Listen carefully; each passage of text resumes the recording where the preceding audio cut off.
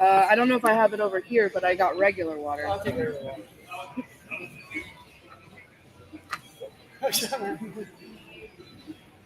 You okay? You okay? Yeah, I'm okay. All right. Don't just grab some water real quick.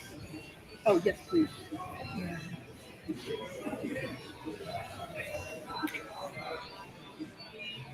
I need to take the label off that for you? So what? These will work. Oh. All right, whenever y'all are ready. Josh, L. Dawson with Fighting. Oh, What's up, man? Congratulations. We didn't get to talk to you on media day, so tell us a little bit just about the lead up to this fight and how you felt before.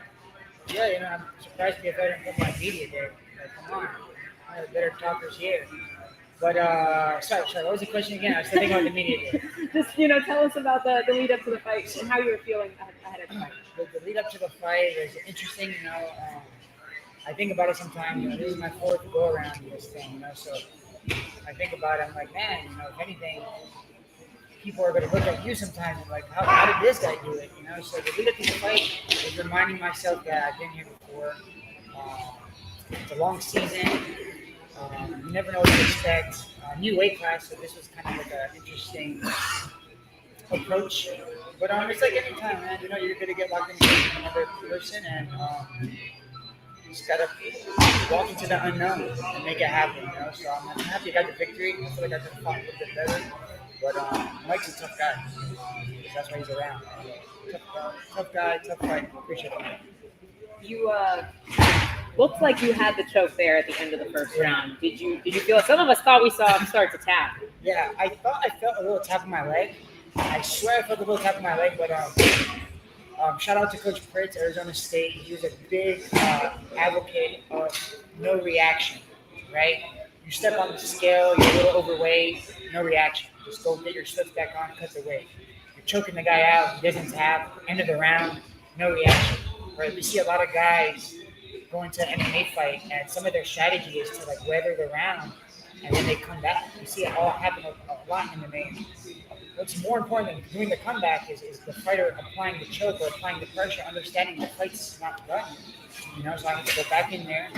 My dad knew where I was at. He knew that choke cost me a little bit in my energy department, but we regrouped and we got back to it. Utilized my wrestling, and I know the second round was close, so utilize that trip for the third round and stay on top and win that fight. So I'm happy. That's my next question for you. You said you felt like the second round was close. Did you think you had the second round? I thought I was doing well in the second round, but then I didn't come to think about it. He was tagging me a couple times in the exchange. So yeah, I knew the third round was going to matter the most for him and for me as well. And then last one for me.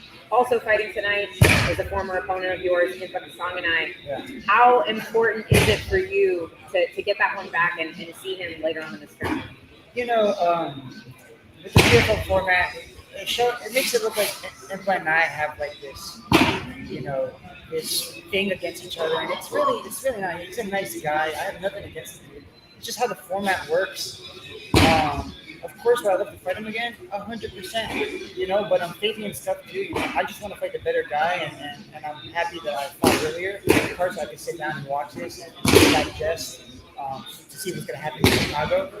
But if I get him, so be it, man. I love it. I think the second fight was way more exciting than the first fight. So the third fight has to just be even better. And then Fabian, I'm to fight him. He comes from a good background with his brother and stuff. So just to share a win with Fabian, and plus I was Fabian twice before for John Evans, so I kind of know the guy a little bit. But yeah, man, maybe the best man win, and I'm just happy. I'm here competing against the best. Glad we got to talk to you tonight. Thank you so much. Thank you. I appreciate it. Yo, the Bama Cup, man. What's going on, man? Nice to see you again. Spending some time at 205, now you're back at 185. How does it feel to kind of cut that weight and obviously looking great? Yeah, so for everybody back home, 205 is not my natural weight class. It was just one of those, if you don't need to do it, why cut if there's no need for it? We always found myself cutting to 185 when the moment mattered the most. So you'll catch me like LFA doing double champ. That was the last time I cut to 85. In this particular moment, PPL World Tournament, the opportunities is there. I fought 205 because that's what they offer. You know, so anybody's crazy if they're not going to fight for $1 million just because it's not your weight class. You know, you'll fight heavyweights if you have. But yeah, I'm happy. I'm blessed. It's like a new chapter in my life. I feel like I'm 1-0. In the middleweight division, I'm 1-0, and it's a fresh start. I'm about to be a dad too, about to be a parent. So just everything's starting to click better. You know, if you asked me to go middleweight 5-6 years ago, I probably would have laughed at you and not been as disciplined. But I got mouths to feed now, man. So I start eating so I can feed other people. You got some top position, and for the last couple of years, you really couldn't use those elbows. You got a chance to use that weapon tonight. How Yeah. excited were you to get to use those? It was good. I think I did one John Jones elbow one time. I was like, damn, that felt good to throw some illegal stuff. It used to be illegal, right? But yeah, you used some elbows. It was nice. I used some elbows in the clinch. I never got to do that. In sparring, guys would elbow me, and I could never elbow them back just to keep the rules and regulations up to date in my mind. But now we're back on with the rest of the world. So elbows, knees, we were allowed to do knees before, but elbows and knees were together. So I like Awesome. And like you said, you got a little one on the way. How does the timeline match up with the finals? Is it going to be after the finals? Little one's supposed to be so before? this is my last fight as a non-parent. My next fight in Chicago, I'll be a dad. So enjoy this while you can. Non-Josh, this is a non-parent Josh here. Next time you see me, I'll have dad strength, man. I'll be walking around in new balance. I already have new balances. You might see some cargos and a dad cap. You know, just be careful. I might grow some big caps. Dads tend to have big caps. Going to fill up the mini event as well. Congratulations. Thank you, I appreciate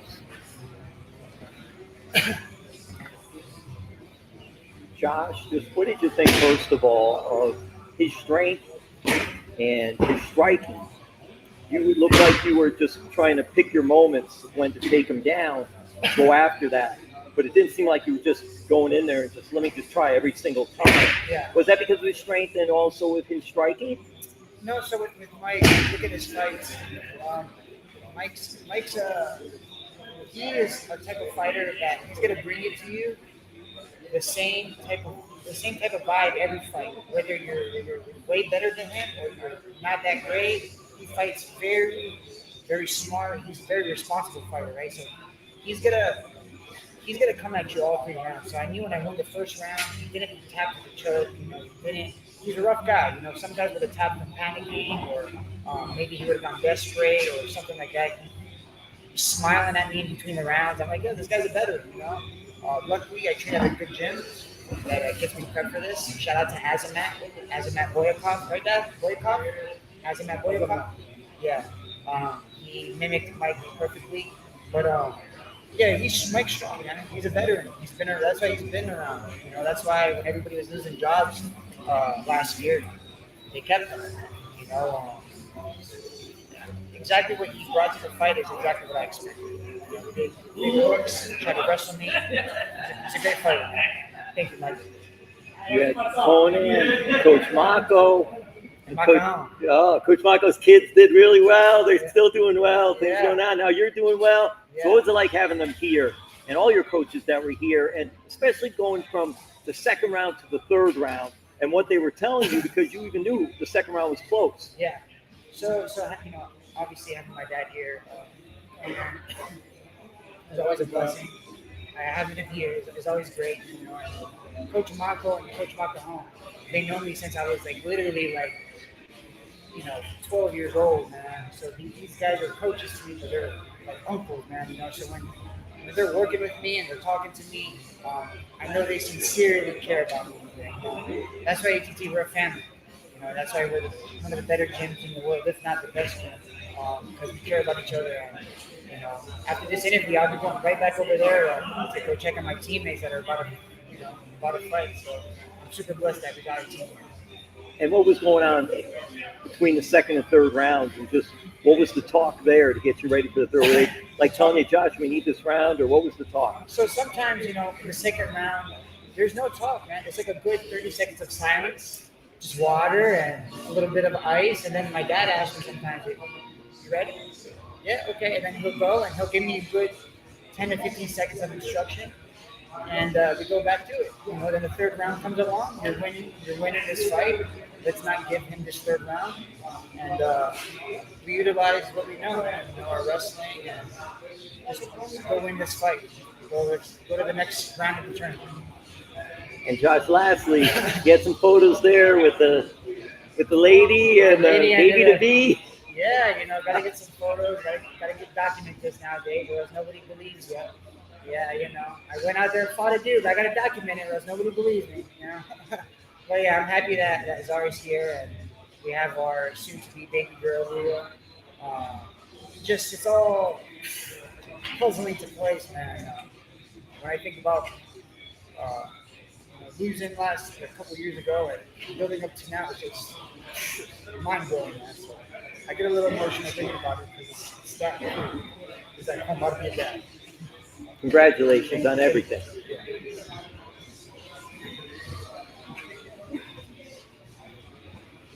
I got some. We have. Yeah, I got a couple for you. Oh, Yeah. sorry. Yeah, Silveira combat casuals. Coming in against a super dangerous guy like Mike Shipman, was part of the game plan to go in there, wait until the five, trying to get him out there early? Were you going for a more conservative approach, trying to position yourself for later on in the fight? I think compared to when I fought April last year, I got a little wild. The fight was good, but I got a little wild, so I tried to get a little bit of that fight, try to conserve it more. And with Mike's fights, people tried to do fast starts against him, and he tends to defend it well, and then he gets finishes sometimes. His last fight, the guy tried wrestling him time.